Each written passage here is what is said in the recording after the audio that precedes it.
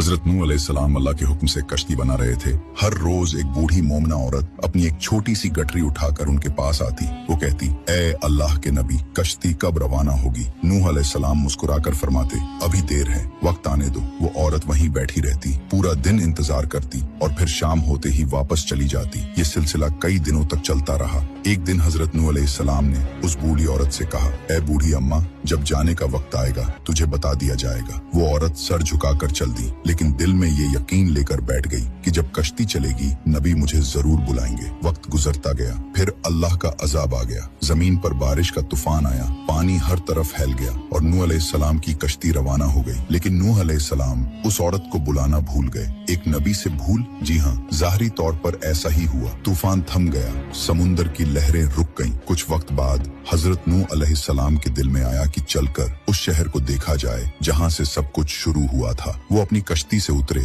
और शहर की तरफ चले। जब शहर पहुँचे तो देखा हर तरफ वीरानी थी, तबाही थी, मगर एक कोने में एक झोपड़ी से रोशनी आ रही थी। एक दिया जल रहा था। नूह अलैहिस्सलाम हैरान हुए, इतना बड़ा तूफान आया, सब कुछ डूब गया, लेकिन ये दिया कैसे जल रहा है? उन्होंने जोर से अल्लाहू अकबर की तकबीर लगाई। झोपड़ी का पर्दा उठा। वही बूढ़ी औरत गठरी उठाए बाहर आई और बड़ी मासूमियत से बोली, या नबी अल्लाह, क्या कश्ती अब तैयार है? चले। नूह अलैहिस्सलाम की आंखें हैरत से फैल गईं। उन्होंने कहा, ए बूढ़ी अम्मा, तुझे कुछ भी पता नहीं चला? बूढ़ी औरत ने सादा दिली से जवाब दिया, क्या नहीं पता चला या नबी अल्लाह? नूह अलैहिस्सलाम बोले, इतना बड़ा तूफान आया, दुनिया डूब गई, बारिशें बरसी, लोगों पर अजाब आ गया और तुझे कुछ खबर नहीं? वो औरत बड़ी सादगी से बोली, या नबी अल्लाह, एक दिन बादल कुछ गरजे थे और हल्की सी फुहार पड़ी थी बस। नूह अलैहिस्सलाम ने आसमान की तरफ देखा और कहा, ए मेरे रब, ये क्या माजरा है? तब अल्लाह ताला ने हजरत नूह अलैहिस्सलाम पर वही नाजिल फरमाई, ए मेरे प्यारे नबी, इस औरत के दिल में तुम्हारी मोहब्बत थी और तुमने उससे वादा किया था कि जब कश्ती रवाना होगी